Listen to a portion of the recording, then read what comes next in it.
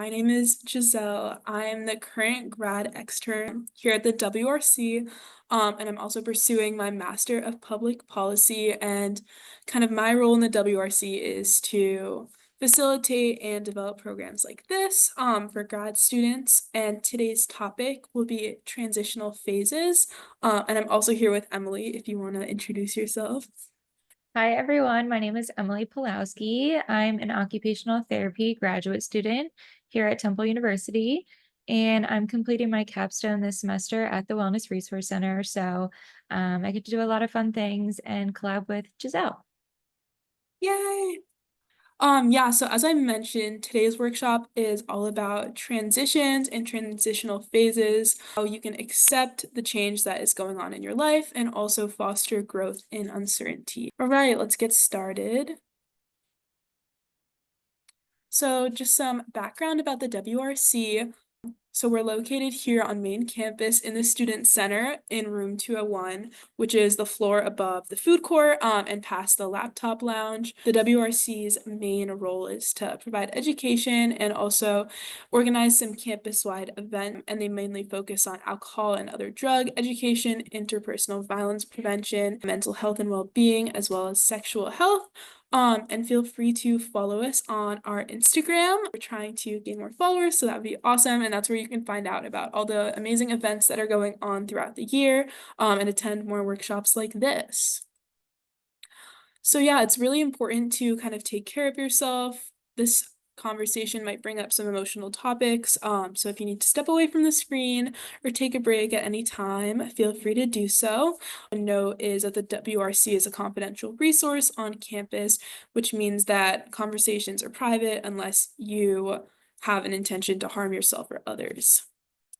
Moving on, some disclaimers before the workshop to keep the discussion productive and respectful. We'll all agree to treat each other with respect and kindness. We'll all assume the best of each other, give everyone a chance to speak, and also use I statements. So starting out, what are transitional phases? The official definition from the Oxford Dictionary defines a transitional phase as the process or period of changing from one state or condition to another. So as students, we know that our lives are super fast paced and they're constantly changing. You might face transitions going from undergrad to graduate school. You might have to move out of state or within the city. There's a lot of things that are going on in this time period, so it's really important to accept all the changes that are happening to us and also combat it with resilience and grace rather than letting it get you down and get in your way. Yeah, so here's some questions. What transitions in life have you experienced? And what are your strengths and areas for growth in reacting to change? Um, I guess I'll get started on maybe providing an example for myself, and then Emily, feel free to chime in. For me, one of the big transitions that I experienced this year is during my undergrad, I was part of the women's rowing team, and used to being on a Division I athletics team. And then my eligibility ended last year, so now I'm kind of just moving into my full-time student life, and it's definitely been like a big adjustment because I've been used to allocating my time a specific way for the past 4 years, and that's all changed this year. And I think one of my strengths would be that I'm like really open-minded and I try and stay positive. And then areas for growth in reacting to change might be to practice some more self-care techniques.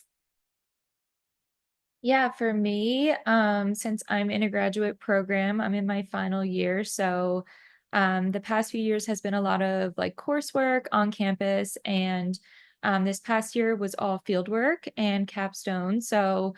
Big transition going from school to like clinical experience.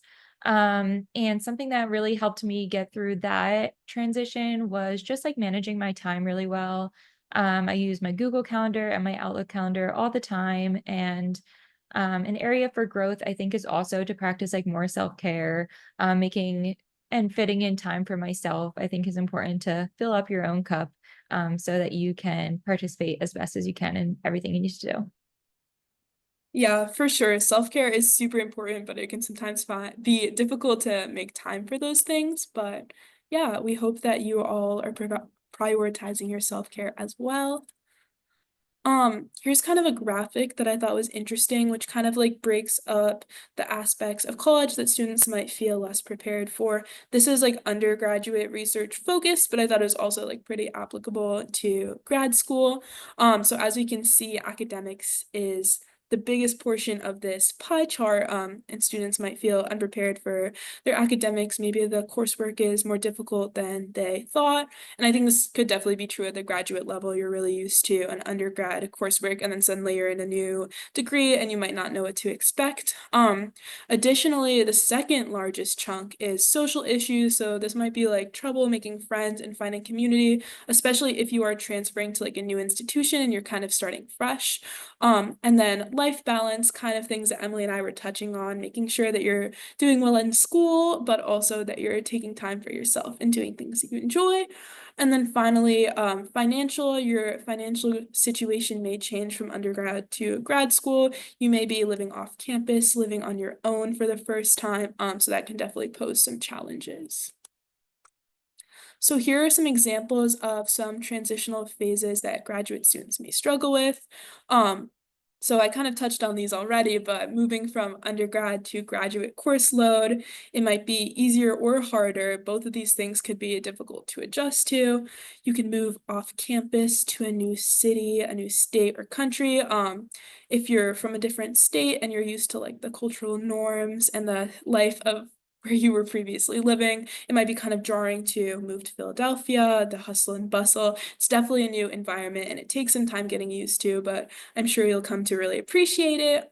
Additionally, like having to make new friends or even getting acquainted with new faculty. Maybe during your undergrad, you had really strong relationships with some of your professors, and now you kind of have to build these new relationships with new faculty that you're getting to know. And then also you might be experiencing culture shock or homesickness. Some students might be moving internationally as well, and they have certain cultural norms that are dear to them. And then you're coming to a new place and you might not see the same things. And then also homesickness. Perhaps you're moving further away from your family and you're not able to see them as much. So yeah, these are some kind of typical transitional periods that graduate students may be struggling with.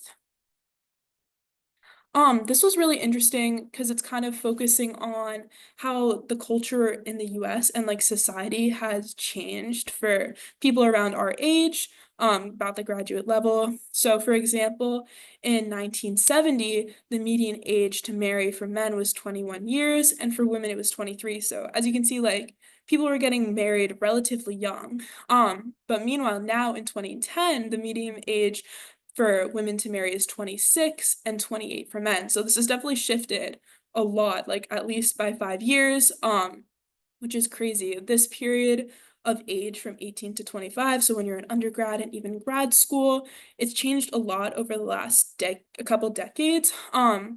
And now it's kind of changing from focusing on building your like family and your career to a period of great uncertainty. You're kind of going to college, you're having more time to figure out what you want to do and what you like, rather than just like immediately settling down. So this could be why so many students are kind of struggling with these transitions and this change, because it's not necessarily what had been happening in the past, and it's something that we need to continue to adapt to. So yeah, I guess Emily and I can both touch on this again and share what strategies have we both used to manage uncertainty and transitional periods. I guess for me, I like to confide in my friends because like they know me pretty well, so I feel comfortable in talking to them, and it's kind of nice like to get support and also like debrief and get their advice on certain things that I might be struggling with. Yeah, going off that, I think reaching out to people who have been in like similar situations has been really helpful for me. I know going into like my field works and everything, I reached out to some students who had been in that same position, and just hearing their advice and tips to prepare was like super helpful.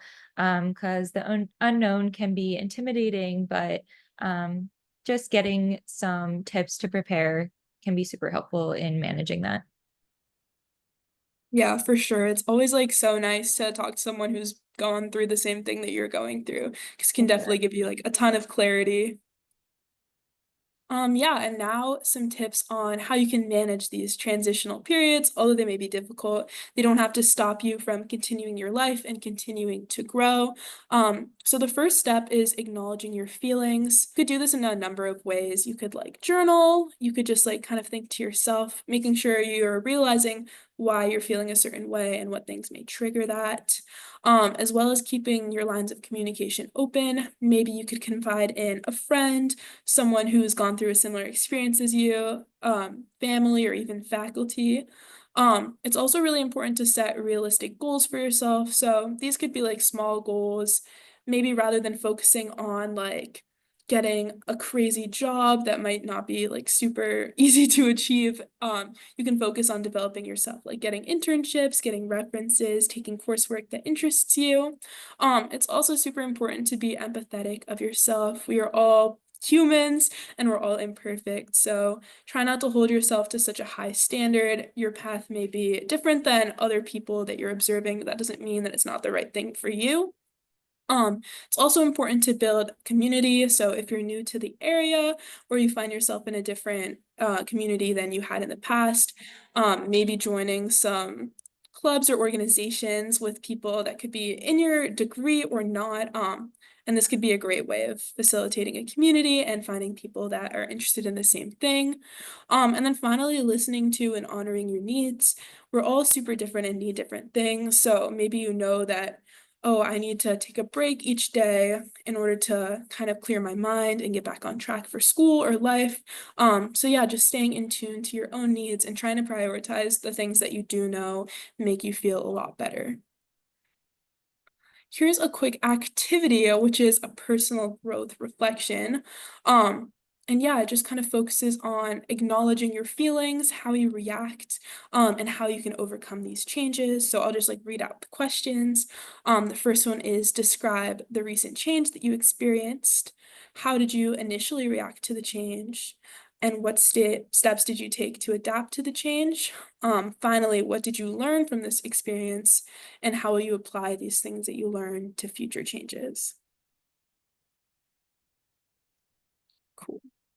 And finally, a tool in measuring resilience. This is a brief resilience scale, and you can kind of like think about these questions and answer yes or no to yourself. And this can kind of help you identify what things you might be really strong in when it comes to resilience, and then also some growth areas to improve upon consciously. Next, we'll move on to developing resilience. This is a really cool exercise, and you can kind of empathize with another person and look to another person who might have a similar experience or might be different. So the first step in this would be to identify a person who has overcome adversity. This could be a similar adversity that you're facing, or it could be something completely unrelated. You could pick someone close to you, like a family member or friend, or even someone that may be further away, but someone that you admire, like professional athlete, maybe a celebrity. Next, you want to write down some of the traits or qualities that they have within their personalities, and then identify some attributes that you have in common with that person. And then finally, identify attributes that you want to develop that maybe the person that you're looking at is super strong in, and you're like, oh, I want to be like that, but I actually have to take a couple of steps to work on these things. And this is a really good exercise, I think, because it can help you like consciously identify what you need to work on and what are your strengths so you can feel like proud of yourself because maybe you are super resilient in certain aspects, and then there are other aspects that you could develop a little further. And yeah, how can students improve their resilience? Looking to others who are going through similar experiences and kind of learning from them. And also, like, you develop resilience over time. So, like, maybe you can look back on your undergrad days, and as a freshman, like, everything is super new and it might feel kind of overwhelming. But as you get older and you go through the different years of school, you kind of find your individual ways on managing stress, on creating time management for yourself, etc. So, it kind of builds over time on how resilience develops, and you learn more and explore about yourself and how you can better manage this. I don't know if you have any tips as well, Emily. Yeah, I mean, going off of that, I think we just evolve as we continue to grow and have new experiences. I feel like I had completely different skills in undergraduate school than graduate school, completely different experience. So you kind of have to develop new skills to help you get through that. So, yeah, I think over time you kind of just figure out what works for you, trial and error. And yeah, like looking back at what has worked and not worked is a good way to reflect and prepare for the next change that you go through because life will continue to have changes and transitional periods. So, Exactly. Here are some common traits that are found in resilient people, and you can kind of look towards these and maybe identify things that you need to work on or things that you're super strong in. So the first trait would be exhibiting a strong sense of self-esteem. Resilient people are very sure of themselves, they have confidence. They also believe that change is a good opportunity for growth, so they're not fearing change. If a challenge comes up, that they know that that's a great opportunity for growth, and they're not going to shy away from that. They're going to lean into it. Additionally, they achieve their goals in small, actionable steps. So, setting smaller, realistic goals that will help you achieve your long-term goal.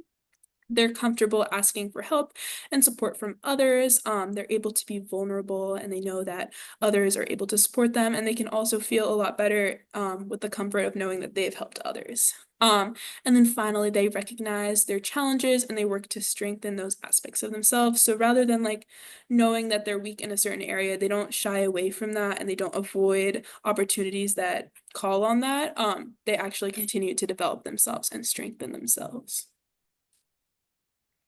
And then in order to continue to maintain your resilience, some steps that you can take would be to deal with stress in a productive manner. So maybe like flipping your mindset. If you're having a tough day, rather than thinking like, oh man, this day is so awful, you can flip it towards, oh, like the day is almost over and tomorrow's a new day and I'll be able to have a great experience.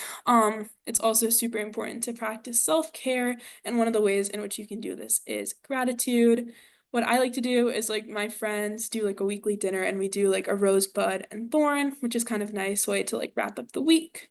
And then yeah, just be gentle with yourself, accept that you're a human. You don't need to live up to superhuman standards and it's okay to struggle with certain things. In addition, to build your strengths and identify your weaknesses and continue to build upon these things, to be comfortable asking for help for others. And finally, establish a community to support and be supported in. So a quick activity that you could do is rewind back to the past slide, and choose two habits from the previous list of resilient behaviors, and you can reflect on how you can incorporate these behaviors into your daily life to continue to develop your resilience. And yeah, how did this activity make you feel?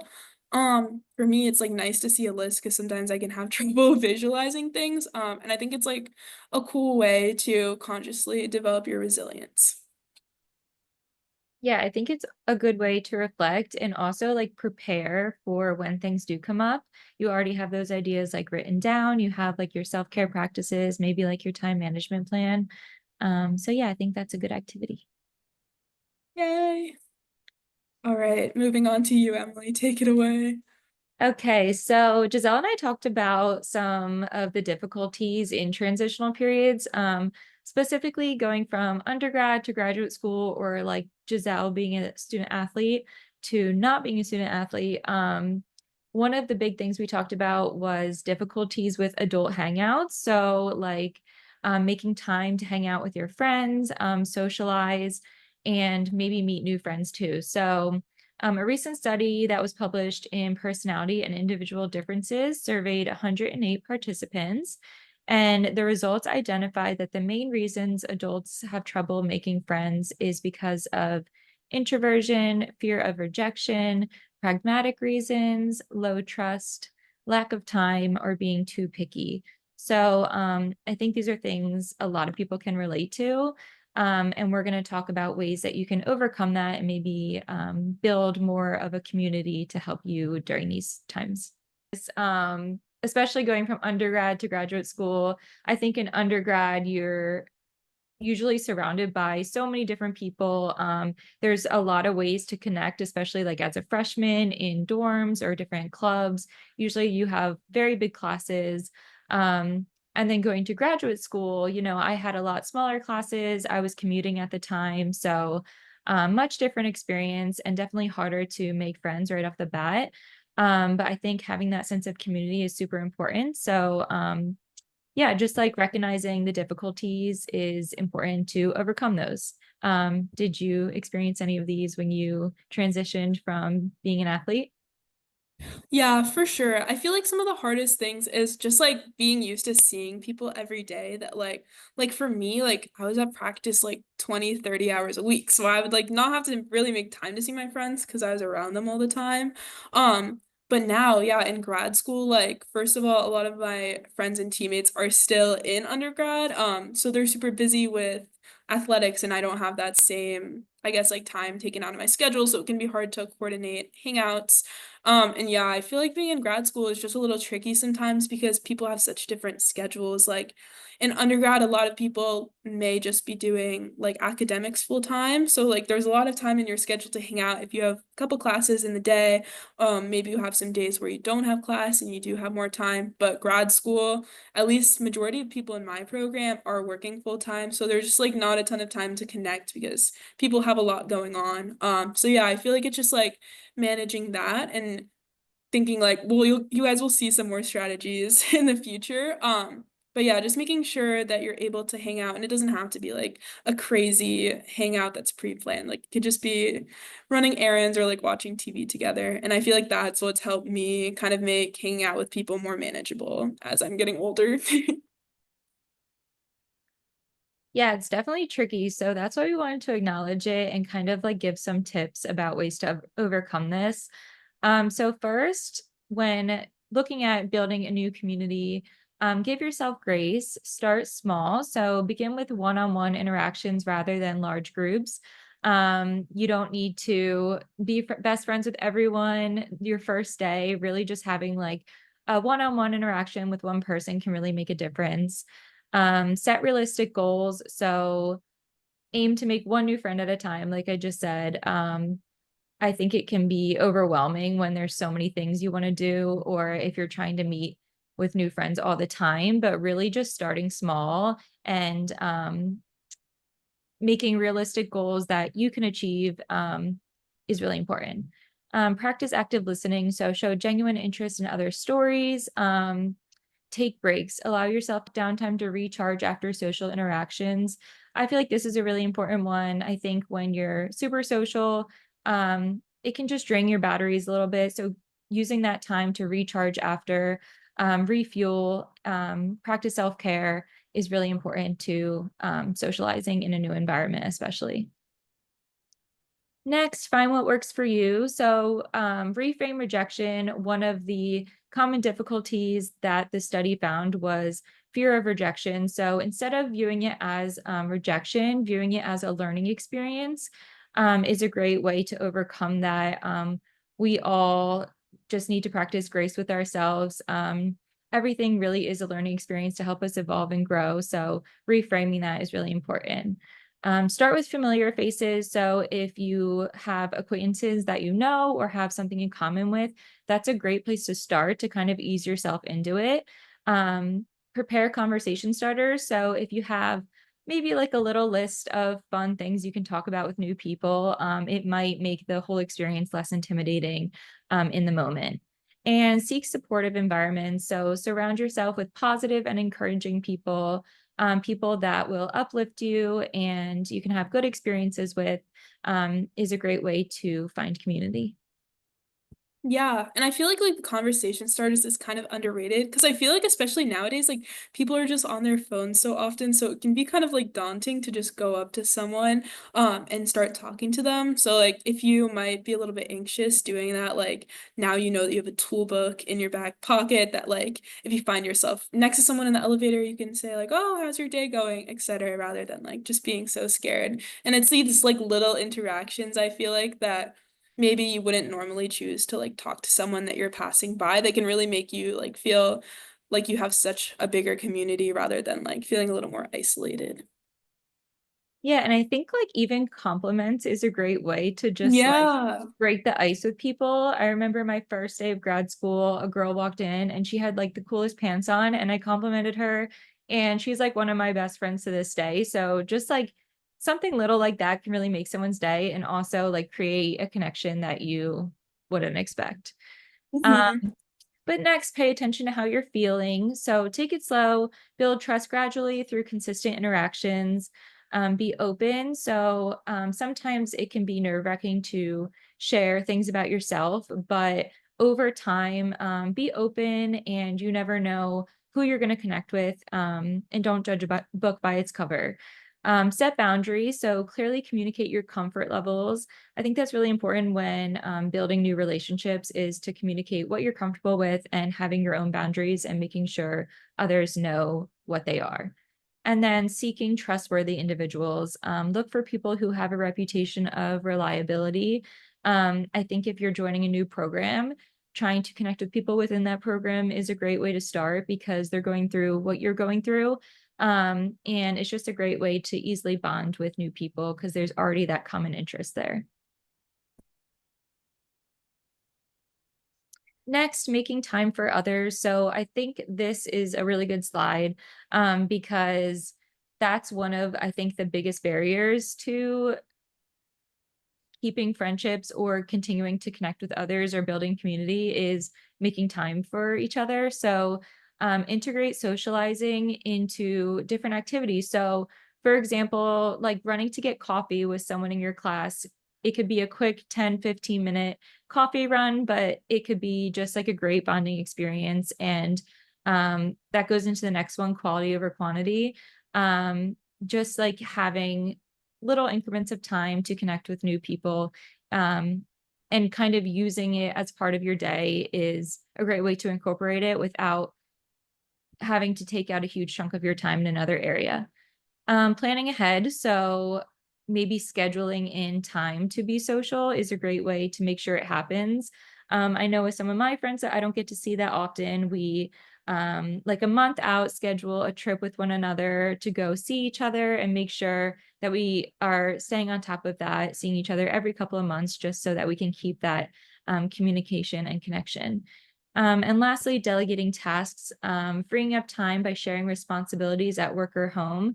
So if you're feeling overwhelmed by all the responsibilities you have in your academics or your home life, see if you can delegate those tasks, ask people to help you out with little things, so that you can free up some time, because staying connected to others is super important for your mental health and your well-being overall. Yeah, and I just wanted to like build off of what you were saying. I feel like sometimes it can be like really daunting to like hang out with someone if you like feel like you've had a tough day or week and you're like, oh man, like am I really gonna have the energy to like talk to someone and be like super engaged? And I guess like one thing that I like to do with my friends, I think it's like officially called parallel play, where it's kind of like you just like sit in the same room together and maybe you could be doing different things. So like sometimes like my roommates and I will be super drained like after the work week, but we'll be like, no, like let's all sit in the living room. Like maybe some people are reading a book, some people are going on their phone, or we're watching a movie together. It's like a super nice and like low energy way to connect with people, while not feeling like super overwhelmed and like you have to necessarily like entertain someone. So that's kind of what I like to do. I love that. That's so true, because sometimes you might not want to like have to hold conversation with people, but just like being in the same environment as people can really like change your whole mood, and like keep those connections. So I love that. Mm-hmm. And next, seeking out your people. So there's so many different ways to meet people, um, on campus or off campus. These are some ideas. So online communities. I just saw the other day, there's like Philadelphia meetups that happen in different parks. There's running clubs. So checking out different online communities within your area, cultural exchange groups, support groups, or local events and volunteering. Those are all different ways to connect with different people, whether they have the same interests as you or background or different. Um, and local events and volunteering is a great way to get involved in your community, give back to your community, and you can meet so many different people, network, and build really good relationships and new hobbies. Yeah, I agree. And you like never know who you're gonna interact with. Like maybe you meet someone and they introduce you to like a whole new world of like an interest that you guys share and that like totally changes and you can make a ton of different friends. So yeah, I feel like just like not being afraid to kind of get your foot in the door, like even if you go to like a social gathering and you're like shy, just being there can kind of get you out of your comfort zone and like maybe someone will come up to you and you'll hit it off. So And lastly, embracing new perspectives. So, broadening your criteria. Maybe in the past, you've only really been friends with people that are like super similar to you. But just being open to new perspectives and new people. Like Giselle said, like you really don't know who you're going to connect with. So, just being open minded, and yeah, focusing on your values. So, rather than looking at like superficial traits, focus on like what's really important to you, because a lot of people out there probably feel the same way. And reflect on your standards. Consider if your expectations are realistic or not. Another difficulty in that study was like being too picky, but really like remaining open minded is important. Don't judge a book by its cover, like I said, and embracing diversity. Appreciate the unique qualities each person brings to a friendship. Embracing that everyone's different and everyone can bring unique aspects to a friendship or a relationship. Um, and just, yeah, like being open to new experiences. yeah, for sure. So now we have like some resources that the WRC offers and also like some campus-wide resources. So yeah, if you're struggling with anything or you need help building community or leadership, etc., this page is kind of like your one-stop shop to all the resources that Temple offers. So I'll just leave this up for like a moment or so. Yeah, Um, going off of that, sorry, I just wanted to no, add you're good. Tuttleman also has like not only individual counseling but group counseling, and they have workshops as well as like the RRC, which has like so many cool mindfulness activities, and different things you can do in their office, and it's open to graduate students as well. I think they also have a graduate group that they mentioned, so check that out if you're interested in connecting with people that way. And yeah, participant feedback. Feel free to wait, let me see if I can move this so that you can scan the QR code. But feel free to answer the survey. This kind of like helps us with figuring out like what workshops really resonate and what might not. But yeah, it would be amazing if you could do so. Ah, move it back. But yeah, thank you everyone so much for tuning in. As I plugged earlier, feel free to follow the Instagram to continue to stay in touch and find out about new things that are going on here at the WRC. But yeah, thanks so much for being here, Emily. Your perspective was really, really awesome to hear. So I really, really appreciate it. Yeah, thanks for having me. It was fun to talk about, and we're all going through like similar things even though they're very different. So, yeah, appreciate you including me in this. All right, cool. Bye, everyone. Bye.